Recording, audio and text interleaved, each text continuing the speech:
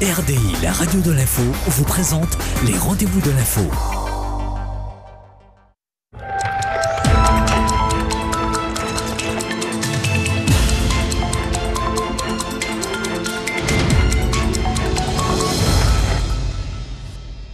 Bonsoir à tous, bienvenue dans le rendez-vous de l'info. Ce soir, 3 invités. Vous le savez, la DEAL en grève, cela pose quelques dommages collatéraux avec notamment les auto-écoles. Joël Ibos, président du CNPA Guyane, le Conseil national des professionnels des automobiles, viendra nous dire justement toute la problématique de cette grève. Ça les touche directement, ça les impacte directement. On parlera du carnaval également. Ça y est, c'est parti un petit peu partout dans tous les comités des communes de Guyane, notamment celle de Cayenne, avec Éric Dabreux, qui est coordinateur général du carnaval à Cayenne.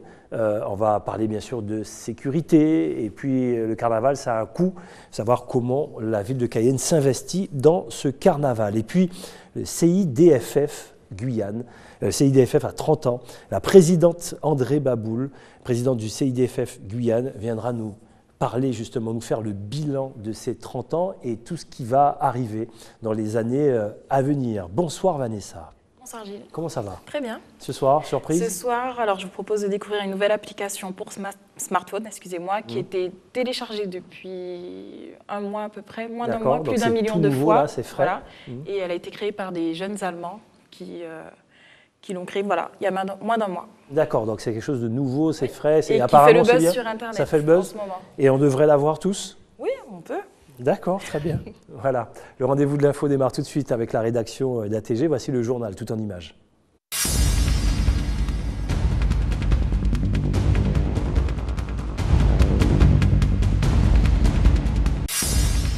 Ce matin s'est tenu le 8e conseil d'administration du projet Guyane Base Avancée.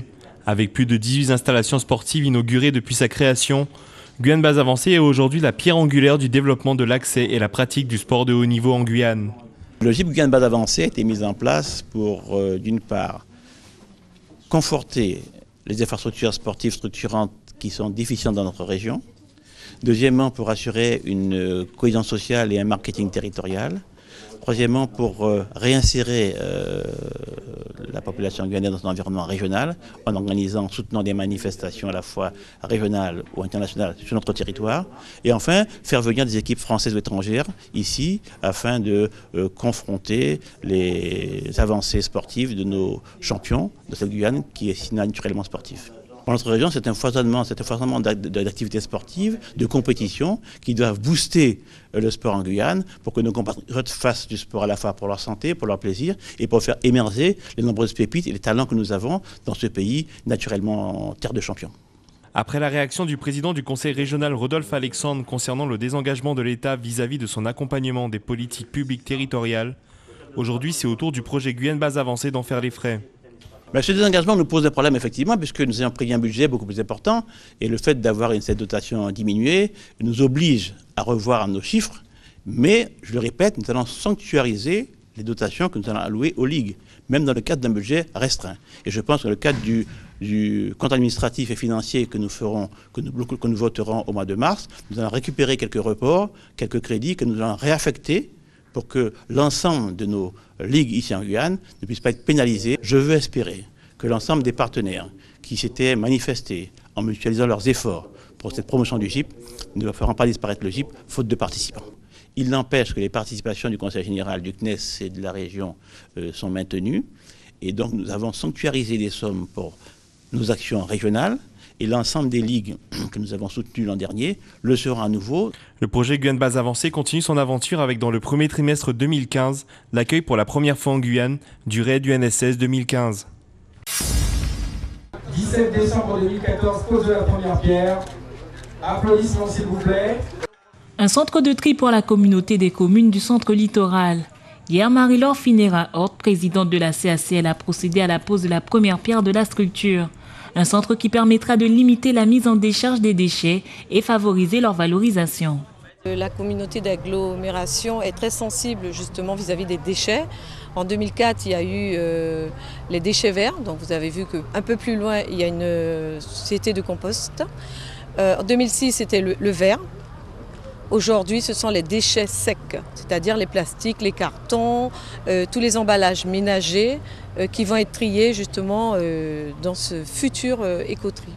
Ce centre aura vocation à recevoir et à trier les déchets recyclables, boîtes de conserve, cartons, plastiques et d'autres qui auront été jetés par les usagers dans des bacs spécifiques à couvercle jaune qui leur seront prochainement attribués. Le centre de tri se situe dans un procédé global de gestion des déchets dans lequel le tri du verre et sa valorisation, la valorisation des déchets verts en compost, la valorisation des déchets électroniques et enfin des huiles de vidange et tout ce qui concerne les déchets dangereux constitue donc une chaîne de gestion des déchets qui nous permet d'éviter la mise en décharge de déchets ou valorisables ou dangereux qu'il est prévu de traiter autrement pour notamment aussi développer des filières de valorisation locale dans le cadre d'une économie circulaire. À terme, ce sont 5000 tonnes de déchets qui seront traités dans ce centre de tri. L'ouverture est prévue pour septembre 2015. Lutter contre l'orpaillage illégal qui sévit dans la région, c'est le rôle du collectif des Hurleurs créé il y a 1 an. Ce sont une 50aine d'associations qui se sont réunies pour lutter contre ce fléau. Lors de sa visite le 14 décembre 2013, le président Hollande avait amené un accord de coopération transfrontalière. 1 an après, l'heure est au bilan. On nous promettait des réunions trimestrielles, donc là ça fait un petit moment qu'il n'y en a pas eu, mais comme par hasard, bientôt il y en a une qui est prévue, mais en tout cas, concrètement sur le terrain, on voit qu'il n'y a rien qui est fait, quoi. Au niveau de l'accord de coopération, effectivement il est signé, mais la seule réunion qu'on a eue avec l'État, il nous expliquait qu'il y a eu un premier contact qui a été fait avec les autorités là-bas, mais finalement, concrètement sur le terrain, il n'y a pas grand-chose qui se passe. Des habitants sur place nous disent que ça continue de plus belle, donc il n'y a pas de baisse. En tout cas, ce qui est sûr, c'est qu'il y a des effectifs en moins. On voit sur le Facebook, par exemple, des forces armées de Guyane qu'ils constatent avec impuissance qu'il y a une recrudescence des barges. Donc, on sent que même au niveau des forces armées, il y a un besoin, une envie d'avoir plus de moyens, mais malheureusement, les moyens, ils ne les ont pas. C'est-à-dire qu'ils n'ont pas le nombre d'hommes suffisant pour lutter contre ce fléau. Fleuves pollués, eau trouble, l'orpaillage illégal a des conséquences très néfastes pour l'environnement et pour l'homme. Avec le mercure déversé dans les fleuves, les habitants sont en danger. Et là, il y a les dernières nouvelles au niveau de Solidarité Guyane qui a fait des prélèvements et les taux sont alarmants, quoi. Il y a des moyennes de 14 microns de taux de mercure, voilà, alors que la norme elle est à 10. Donc ça c'est une moyenne, hein. Donc en moyenne 14 avec des taux qui montent jusqu'à 18. Enfin vraiment, c'est vraiment alarmant et vraiment, on ne peut pas laisser la situation continuer comme ça en tout cas. Selon le rapport, les problèmes respiratoires des jeunes enfants augmentent de façon importante à Taluène par exemple. Beaucoup d'entre eux ont leur développement irrémédiablement altéré. Les hurleurs vont rencontrer les parlementaires pour demander une commission d'enquête sur la gestion de l'orpaillage illégal par l'État depuis les années 90.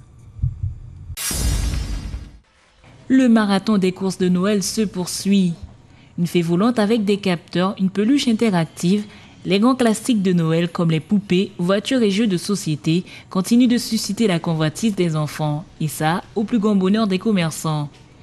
Aujourd'hui, très demandé, c'est la fée volante pour les petites filles. Et au niveau des garçons, c'est les pistolets Nerf. Et là, c'est la rupture de stock partout. Oui. Comme vous pouvez le voir, c'est mouvementé. Il y a beaucoup de clients avec les promotions, les produits qui arrivent. Et puis quand ça part, il faut recommander pour certains clients car ils arrivent un petit peu trop tard. J'ai vendu pratiquement toute ma marchandise et là j'attends des conteneurs. Mais là ça s'est calmé un peu au mois de décembre. Mais sinon je pense que là vu que j'ai des conteneurs qui doivent rentrer d'ici demain, il y aura un peu plus de nouveautés, donc il y aura un peu plus de monde pour la dernière semaine. Et cette année encore, si les traditionnels Playmobil ou Dr Maboul figurent toujours dans leur version originelle parmi les meilleures ventes pour Noël, ce sont bien majoritairement les jeux et jouets connectés qui trustent les premières places. Les jeux électroniques, ça part normalement comme les jeux classiques aussi, les jouets classiques comme les sociétés, mais les voitures radiocommandées, ça reste toujours numéro 1 pour les petits garçons aussi, oui. Et avec les hélicoptères radiocommandés aussi. Le Père Noël fera des heureux, surtout avec l'arrivée de plus en plus massive de jouets associés à des smartphones ou des tablettes, permettant d'élargir le champ d'activité et de prolonger l'expérience de jeu sur de nouveaux supports, dont sont particulièrement friands les nouvelles générations. Nourrissant soleil, nourrissant la pluie, si je trouvais en mi tenter. La Croix-Rouge souffle sa 150e bougie. Pour célébrer cet anniversaire, une grande manifestation a été organisée hier au village chinois de Cayenne. Près de 200 enfants des maisons de quartier ainsi que de Saint-Georges étaient présents. Au programme, spectacle, chanter Noël ou encore distribution de cadeaux. En tout cas, nous souhaitons pas exclure personne et surtout permettre à tous les enfants que nous accompagnons d'avoir accès aussi à ce moment festif qui est les fêtes de fin d'année. Outre l'aspect ludique, cet événement a pour objectif de mettre en avant le travail réalisé par cette association humanitaire. Plusieurs dispositifs ont été mis en place. On a reçu donc là il y a très peu de temps 133 tonnes d'aide alimentaire qui seront donc distribuées à partir donc, du début d'année sur tout le territoire. Ensuite, au niveau de l'asile, nous avons 2 dispositifs. L'accueil d'urgence avec 80 places. Il y a également le service de domiciliation. Voilà. Donc, la partie domiciliation, c'est près de 600 usagers qui passent chaque semaine pour avoir leur courrier, de l'information et être orientés par rapport à des démarches liées à leurs droits. Au niveau de l'accueil d'urgence, nous avons 80 places et l'ensemble des logements sont quasiment pleins. Après 150 ans à rendre service aux plus défavorisés, la Croix-Rouge compte bien continuer ses actions et espère pouvoir s'appuyer sur la générosité des Guyanais, notamment en cette période des fêtes.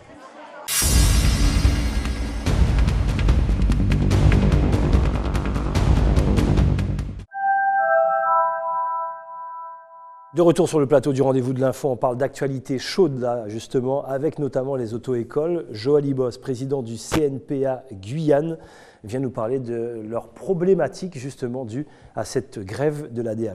Joël Ibos, bonsoir. Bonsoir. Alors effectivement, c'est très important d'alerter, d'avertir notamment vos élèves, mais la population guyanaise. Il y a une grève quelque part, ça vous touche directement. Aujourd'hui, c'est l'ADL, hier, c'était l'essence, avant-hier, c'était la grève des inspecteurs. Ça vous touche à tous les coups. Et là, on est en période de fête. Dites-nous comment vous êtes touché, impacté par rapport à cette grève de l'ADL. C'est un contact direct, là. Oui, donc là, c'est l'administration de tutelle des auto-écoles. C'est-à-dire que tout ce qu'on peut faire, tout ce que l'on doit faire, passe par l'ADL automatiquement, que ça soit pour les dossiers, pour les enregistrer, pour les places d'examen, pour la répartition des places d'examen. Les inspecteurs dépendent de l'ADL, le matériel est à l'ADL, la salle de code d'examen est à l'ADL. Donc là, l'ADL est fermée, est en grève, donc là, on ne peut strictement rien faire.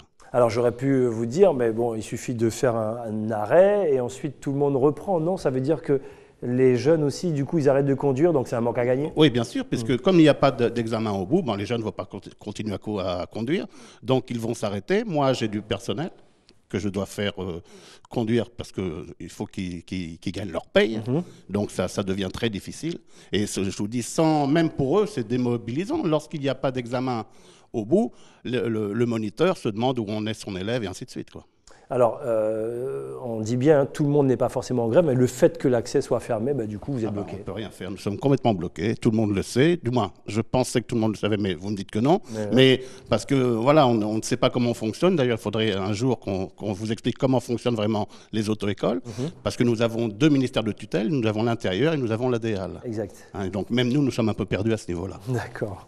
Est-ce qu'un centre d'examen hors de l'ADL n'est pas envisageable ?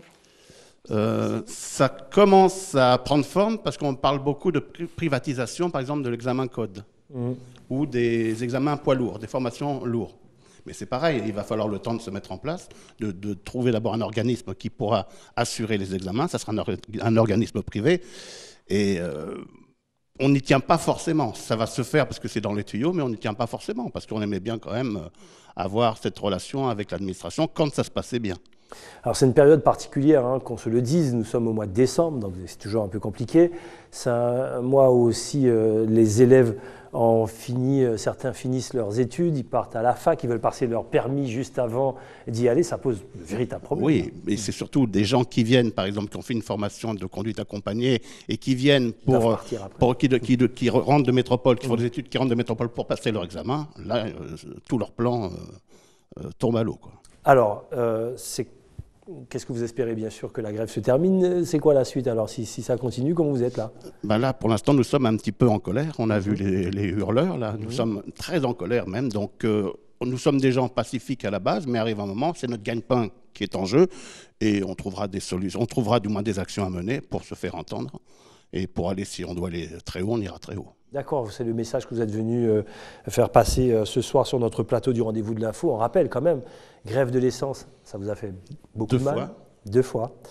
Grève des inspecteurs 2 fois. 2 fois. Et aujourd'hui? Voilà, maladie plus congé des inspecteurs pendant l'été, là où normalement nous travaillons. Et aujourd'hui, ce problème avec la DEAL. Là, vous dites stop. Voilà, on est obligé de dire stop parce qu'on va crever. Alors voilà le message à faire passer ce soir dans le rendez-vous de l'info. Si ça continue, vous risquerez d'aller vraiment plus loin, taper plus fort. Merci en tout cas, Joël Libois, je rappelle, président du CNPA Guyane, je rappelle, Conseil national des professionnels des automobiles. Allez, la suite avec notre deuxième invité d'ici quelques instants. On parlera carnaval avec Éric Dabreux. Mais pour l'instant, voici le rendez-vous du Prime dans le rendez-vous de l'info. Voici Dom Laquezotte qui a été faire un petit tour dans le fameux repas de Femme d'Ibout. Extrait. Tati, je la Femme d'Ibout de 20 ans. Et 21 ans. 21 ans exactement. 21 ans exactement. Nous pas fêté l'année dernière parce que nous étions malades, nous étions à l'hôpital. Mais ça l'année, nous prenons décision pour fêter 20 ans, nous dit à 20 ans. Nous y devenons après une trêve, nous faisons à Cric-Fouillé, ou pas encore rentrer Cayenne. Nous faisons grève à Cric-Fouillé qui est l'UTG. Et puis l'homme rentré. La nuit, pas de conseil. Je dis, pour qui ça nous pas créer une association femmes? Je sorti que mon bijou. Je n'ai qu'à poser mes questions si je n'ai pas fait agression. Je dis non. Je dis, je n'ai pas fait agression. L'envoyé était qu'à agresser moi-même. Je dis, préfère une réunion. J'autorise à toute la population guyanaise. L'œil arrivé en un feu rouge, c'était agressé mon anaïe vite autour. Lorsque vous êtes arrivé au feu rouge, vous regardez à droite, vous regardez à gauche et vous passez. Brûlez un feu rouge, mais sauvez votre vie. Voilà tout un message et puis du monde autour de ce repas de Femme d'Ibout. Voilà, des anniversaires comme ça qui se fêtent. Elles sont là à chaque fois qu'il y a un mouvement. Notre deuxième invité est avec nous, Éric Dabreux, bonsoir. Bonsoir. Bienvenue sur le plateau. Je rappelle, vous êtes coordinateur général du carnaval à Cayenne et vous venez de signer une convention avec le comité de Cayenne, avec son président, monsieur Danick Degras. C'est quoi cette convention? Il y a quoi à l'intérieur? C'est-à-dire que cette convention part déjà d'une volonté politique de la municipalité de préserver le patrimoine immatériel du pays, en l'occurrence le carnaval. Et donc, comme chaque année, la mairie de Cayenne co-organise le carnaval à Cayenne avec le comité festival de carnaval. Et donc, la mairie de Cayenne vient en aide, apporte sa contribution au comité, une contribution financière. 40 000 euros. 40 000 euros.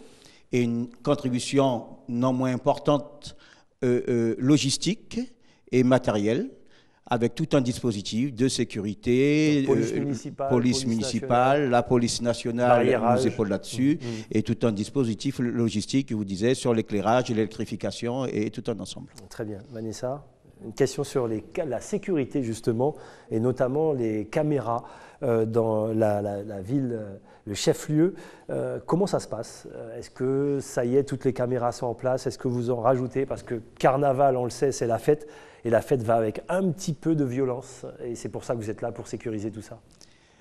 Eh bien, il y a tout un dispositif, je vous disais, de sécurité, bien sûr. On l'a dit encore hier, c'était l'actualité. Tout à fait. Donc, un dispositif, bien sûr, de caméras. Le collègue de la sécurité disait que ça allait s'intensifier, puisqu'on passait à la deuxième tranche. On allait installer de nouvelles caméras. Un dispositif aussi sera mis au niveau de la consommation d'alcool.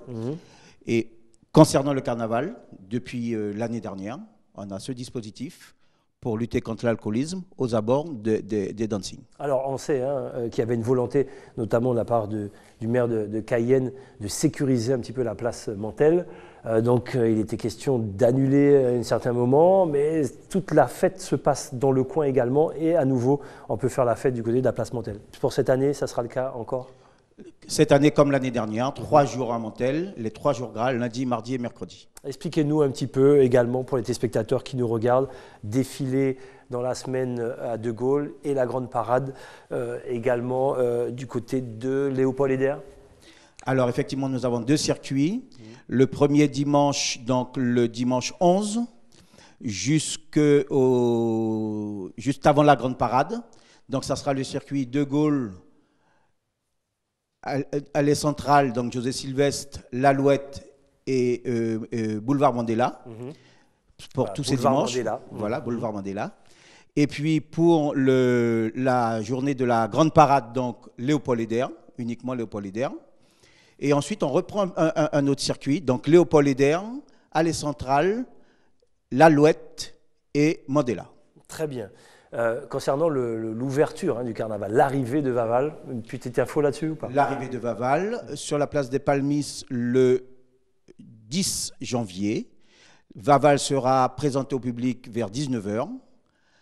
Et puis, Vaval va devoir nous accompagner plus tard sur le village Nana, qui va s'ouvrir un petit peu plus tard, vers 19h30, 20h. Donc, Vaval sera sur place pour ouvrir officiellement ce village Nana. Et puis on peut le rappeler également, un peu de civisme, s'il vous plaît. Et ça, je le dirai à chaque fois. Autant Vanessa, elle a ses cris, ses coups de gueule, notamment sur les femmes. On pourrait le faire tout à l'heure avec notre troisième invité. Moi, j'ai un coup de gueule sur les parkings. Les gens veulent toujours se garer à côté de l'endroit où ils vont consommer. Vous pouvez vous garer sur le parking Mandela. Rappelez-nous combien de places il y a sur ce parking.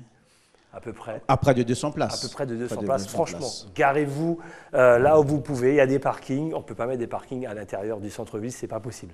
On est d'accord? Tout à fait. Donc, je voudrais juste rappeler que samedi 10, nous commençons par une journée Broc Carnaval. Donc, il s'agit d'échanger des vêtements, on se fait des échanges entre particuliers. Donc ça se passe au stade scolaire. Changer les robes de on s'échange les robes de 9h à 21h, stade scolaire.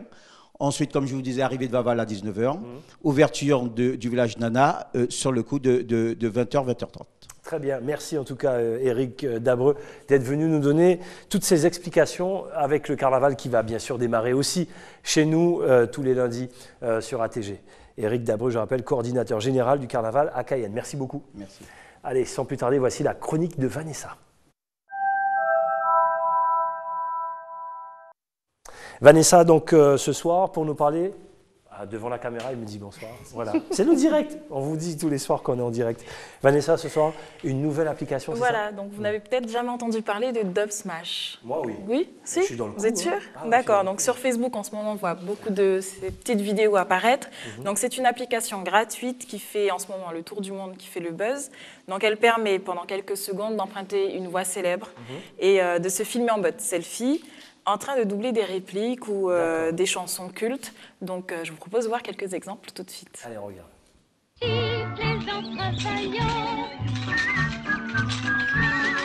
Jeune demoiselle recherche un mec mortel.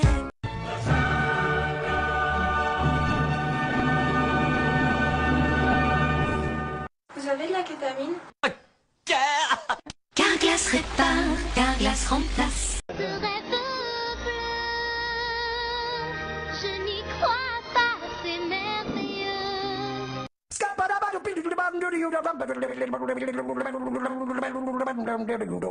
I'm a Scatman. Mais ferme ta gueule, toi. Et si tu veux parler, s'il te plaît, rapide-toi. Ah, ding ding ding ding ding ding ding ding ding ding ding ding ding. Un jour, mon prince viendra. Voilà, donc j'ai aussi testé cette application. Bon, il faut le dire, elle ne sert à rien, mais c'est marrant. Donc j'ai testé cette application avec un animateur que vous connaissez bien. Regardez. Jordan Rizzi, sûrement. Si jamais. Voilà, donc si vous voulez. Une seconde. Ça ne dure pas longtemps, non. C'est pas ici. Si, dans le d'ATG. Ah, bon, donc voilà, vous pouvez télécharger cette application, c'est marrant à faire, c'est Dubsmash. Voilà, merci Vanessa.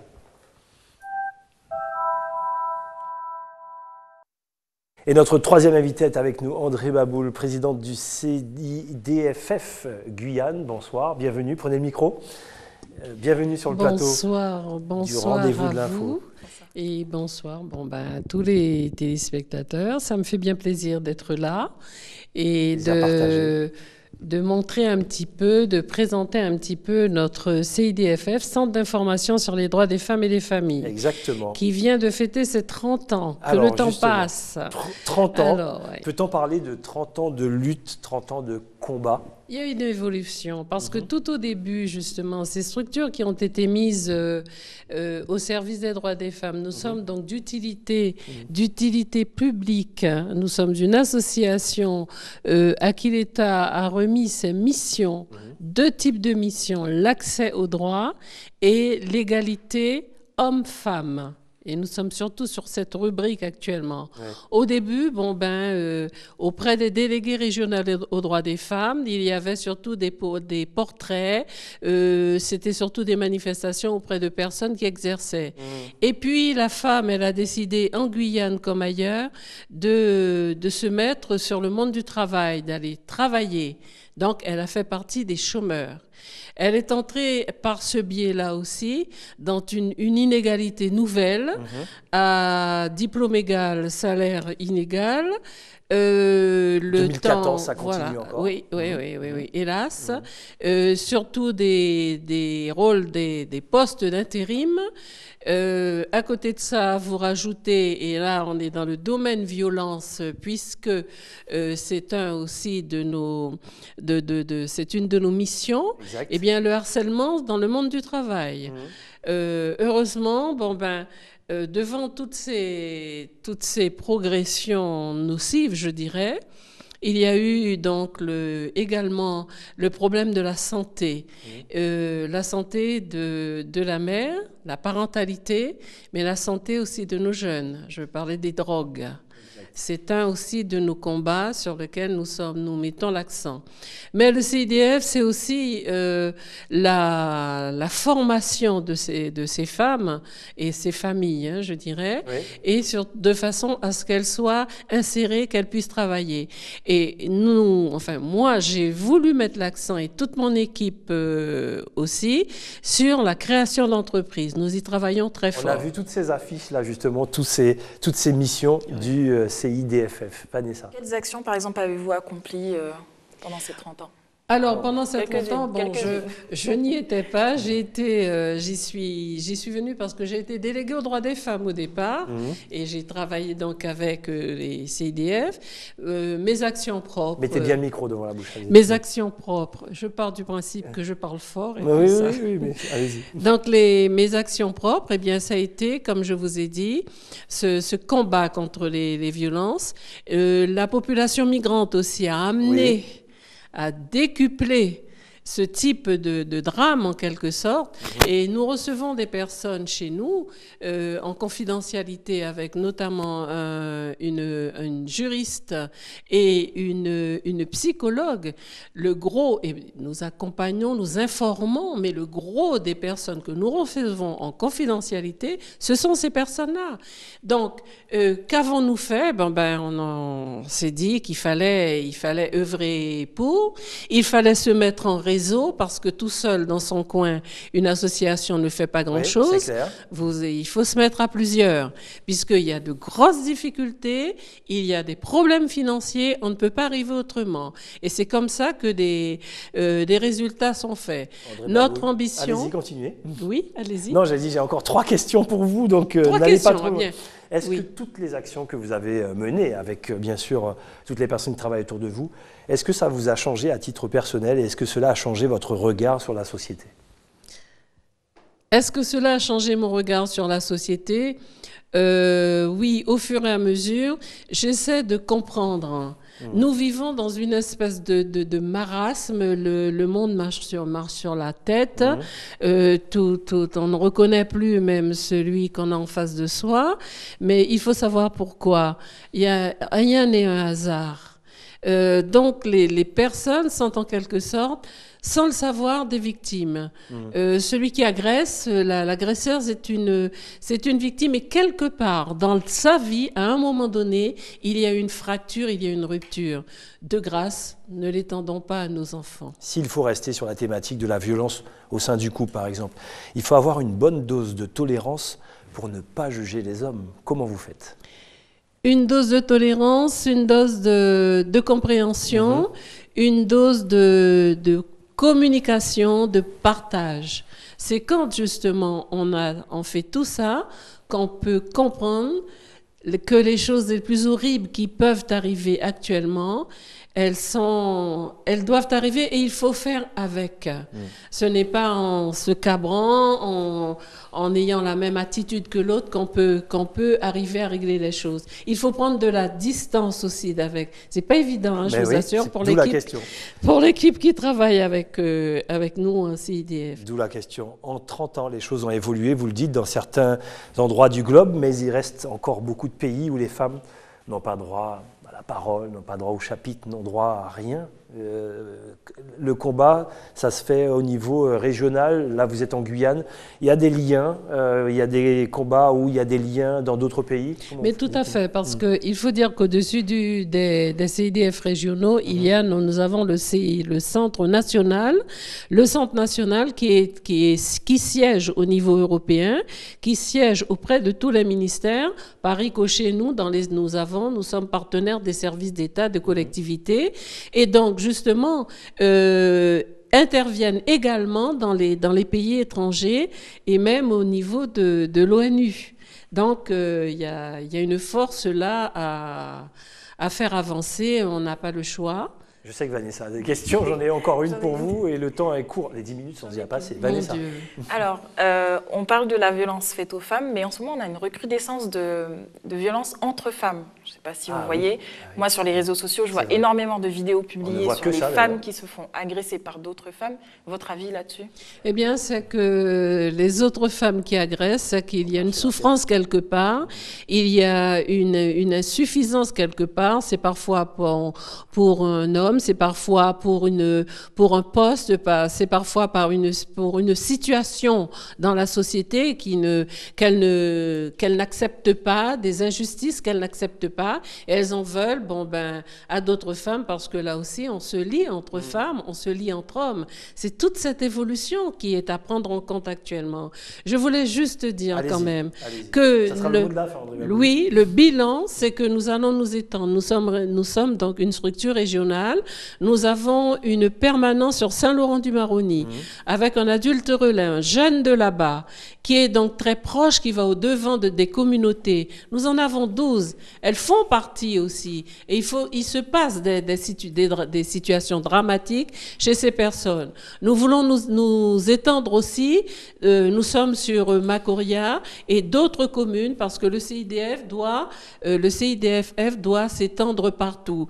Mais je mets, malgré ces violences qui nous shootent, j'allais dire, comme des météorites, il faut qu'elles avancent, et que ça sera aussi mon souhait pour les femmes. Il ne faut pas baisser les bras, il faut dresser la tête, parce qu'il faut avancer.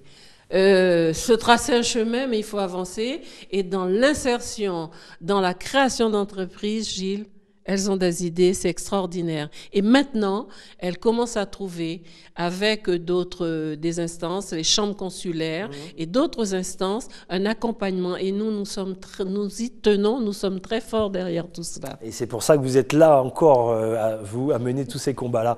Merci André Baboul, je rappelle, présidente du CIDFF Guyane. 30 ans, ça se fête. On aura l'occasion de revenir sur les prochaines manifestations que vous allez mettre en place, ce qui est normal. Éric Dabreu était notre invité également pour nous parler du carnaval dans la ville de Cayenne, et Joël Ibos, bien sûr, ils n'en peuvent plus. La grève de l'ADEAL, des dommages collatéraux directement pour notamment les auto-écoles. Donc affaire à suivre dans les prochains JT. C'est comme ça qu'on se dit au revoir. À demain, Vanessa. À demain. Pour la dernière de la saison 2014. On se retrouvera demain pour faire la fête avec... surprise, on ne dit pas ? Allez, surprise. C'est comme ça qu'on se dit au revoir. Le journal de BFM tout de suite. Dom Laquezotte juste après, à 20h. Passez une excellente soirée sur ATG. À demain.